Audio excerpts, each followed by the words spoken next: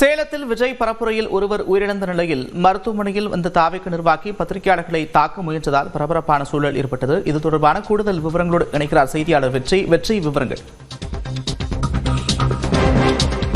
சேலம் சீலநாயக்கன்பட்டியில் தாவேக நிர்வாகிகள் சந்திப்பு என்பது நடைபெற்றது. கிட்டத்தட்ட 55 நாட்களுக்கு பிறகு விஜய் தாவேக நிர்வாகிகளை சந்தித்து பேசியிருந்தார். இந்நிலையில் கூட்ட நெரிசலில் ஒருவர் மயிரடங்கி உயிரிழந்த சம்பவம் பெரும் சோகத்தை ஏற்படுத்தியிருக்கிறது.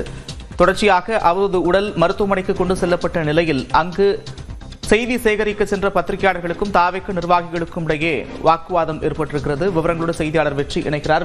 விவரங்கள்.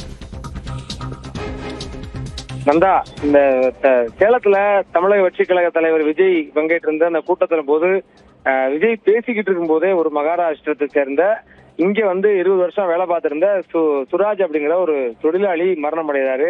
அவர் மரணம் அடைஞ்சு அவருடைய உடல் கொண்டு வந்து வைக்கப்பட்டிருந்த இடத்துல அவருடைய குடும்பத்தினர் எல்லாம் கண்ணீரோட உட்கார்ந்துட்டு இருக்காங்க. அப்பதான் தாவேகா நிர்வாகிகள், மாவட்ட செயலாளர் தமிழன், பார்த்திபன் இவங்க எல்லாரும் அவங்க அதை என்னன்னு விசாரிக்கிறதுக்காக வர்றாங்க. குடும்பத்தினர் சந்திச்சு ஆறுதல் சொல்றதுக்காக வர்றாங்க. வந்தவங்க இங்க இருந்து கிளம்பும் போது பார்த்திபன் மாவட்ட செயலாளர்கிட்ட நம்ம தொடர்ச்சியா பத்திரிகையாளர் கேள்வி கேட்கிறாங்க. இந்த மரணத்துக்கு யார் பொறுப்பு, இது எப்படி நடந்தது, ஒரு வடமாநிலத்தை சேர்ந்தவருக்கு எப்படி இந்த பாஸை கொடுத்தீங்க, இந்த மீட்டிங்க்கு வர்றதுக்கு அவருக்கு எப்படி பாஸ் கிடைச்சது, நம்ம இந்த மாதிரி கேள்விகள்லாம் எழுப்புறோம். அவர் எந்த பதிலும் சொல்லாம, எதுக்கும் எந்த எதிர்வினையும் ஆற்றாம அவர் நேர கார்ல ஏறி கிளம்புறாரு. அப்படி அவர் கிளம்பும் போது அவர் கூட வந்திருந்த பத்திரிகையாளர் சிலர் என்ன பண்றாங்க, வீடியோ எடுக்கக்கூடாதுன்னு சொல்றாங்க. அப்போ ஒரு வீடியோ எடுத்துட்டு இருந்த ஒரு கேமராமேனுடைய காலில் ஒரு தாவேகா நிர்வாகி அவருடைய காரை ஏற்றிடுறாரு.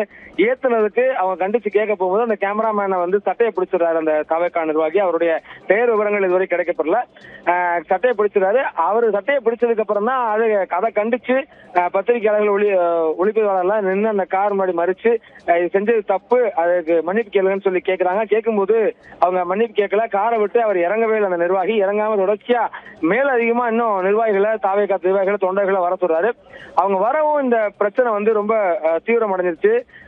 ரெண்டு தரப்புக்கும் வாக்குவாதமா இருந்தது இறுதியில கை கலப்பாயி அதுல ஒரு பத்திரிகையாளரையும் தாக்குறாங்க தாவேகாக்காரங்க. அப்படி திரும்ப தாக்குனதுல தாவேகா நிர்வாகி ஒருத்தருடைய மண்டையில உடைஞ்சு ரத்தம், ஒரு தலையில நெத்தியில இருந்து ரத்தம் வந்துட்டு இருக்கு.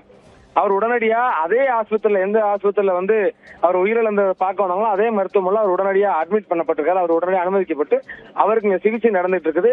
காயம்பட்டவருடைய விவரங்களும் இதுவரை கிடைக்கப்படல. இப்போ காவல்துறையினர் இரு தரப்பையும் பத்திரிகையாளர்களும் தாவேகா நடுவுலையும் பேச்சுவார்த்தை நடத்தி அவங்களை விசாரணைக்கு அழைச்சி கூப்பிடுறாங்க. அப்போ இரு தரப்புலையும் மாறி மாறி வழக்கு பதிவு செய்ய சொல்லி கேட்கிறாங்க. ஊடகத்தினரும் தாவேகா அவங்க மேல வழக்கு பதிவு செய்ய சொல்றாங்க.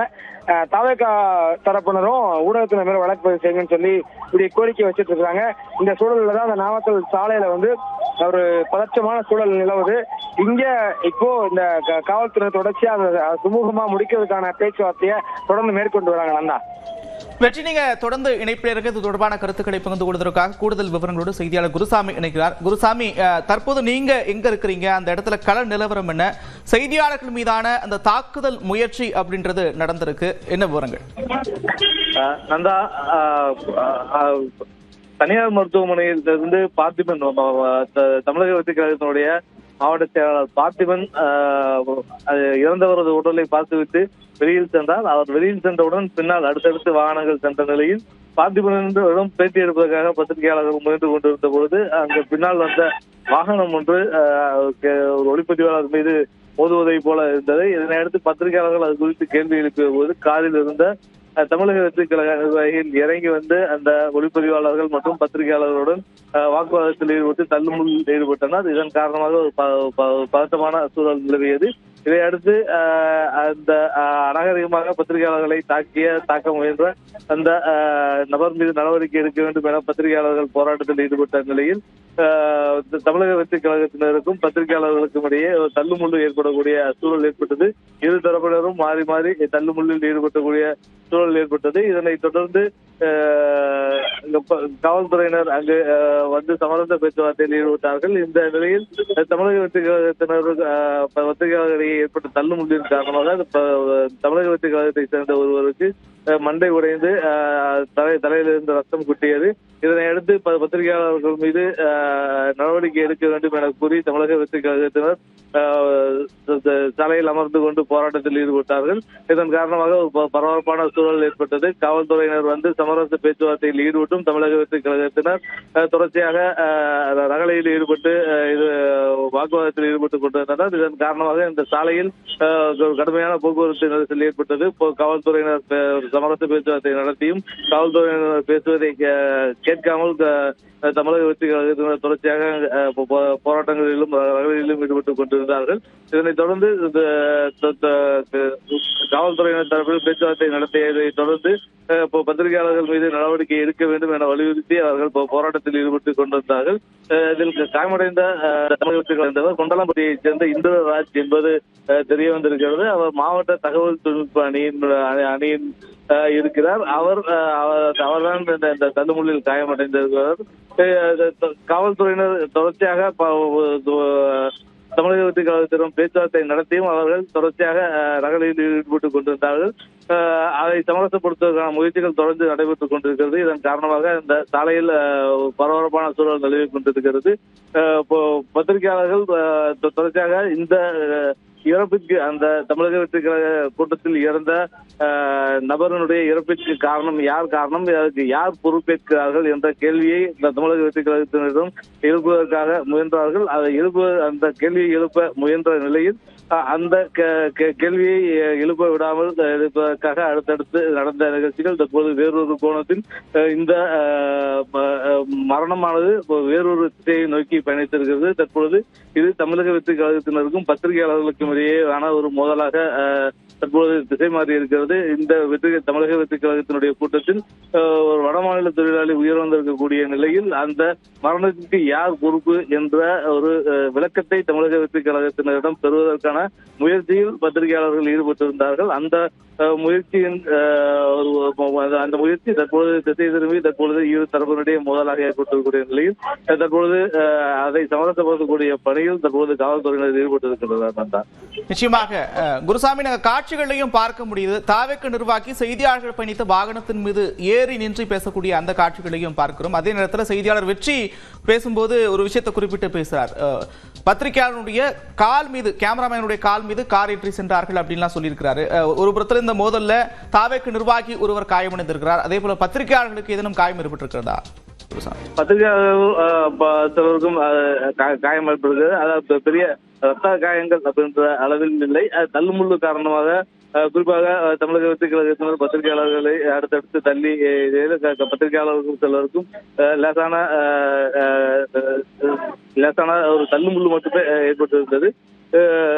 ஆனால் பத்திரிகையாளர்கள் வாகனத்தின் மீது ஏறிக்கொண்டு அந்த வாகனத்தை நகர விடாமல் அதனுடைய மேல் ஏறிக்கொண்டு தொடர்ச்சியாக தமிழக வெற்றி கழகத்தினர் ரகளையில் ஈடுபட்டார்கள்.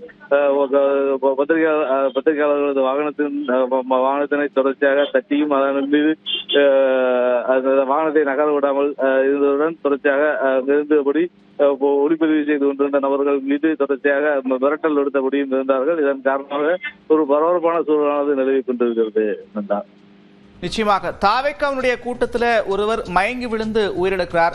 உயிரிழந்த நபர் தொடர்பான விவரங்களை சேகரிப்பதற்காக செல்லக்கூடிய பத்திரிகையாளர்கள் தடுத்து நிறுத்தப்படுகிறார்கள். அவர் மீது தாக்குதல் முயற்சி என்பது நடக்கிறது. அந்த இடத்துல பரபரப்பான ஒரு நிலை இருப்பதை உணர முடியுது.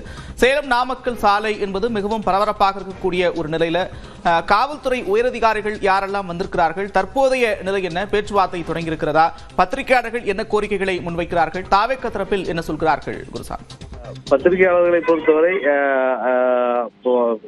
அதாவது இறப்பிற்கான காரணம் குறித்து கேள்வி கேட்பதற்காக வந்த நபர்கள் மீது வாகனத்தை ஏற்ற முயற்சித்த நிலையில் அவர்கள் மீது நடவடிக்கை எடுக்க வேண்டும் என்ற கோரிக்கை பத்திரிகையாளர் தரப்பில் வைக்கப்படுகிறது. அதே வேளையில் வாகனங்களை பதித்து தங்களை செல்ல விடாமல் தடுப்பதுடன் தகவலில் ஈடுபட்ட பத்திரிகையாளர்கள் மீது நடவடிக்கை எடுக்க வேண்டும் என்ற ஒரு கோரிக்கையினை தமிழக வெற்றி கழகத்தினர் காவல்துறையிடம் வைத்திருக்கிறார்கள். இரு தரப்பினரும் கோரிக்கையில் வைத்திருக்கக்கூடிய நிலையில் காவல்துறையினர் இது குறித்து விசாரித்து உரிய நடவடிக்கை எடுப்பதாக தற்பொழுது தெரிவித்திருக்கக்கூடிய நிலையில் தற்போது தமிழக வெற்றி கழகத்தினர் கலைய துவக்கி இருக்கிறார்கள்.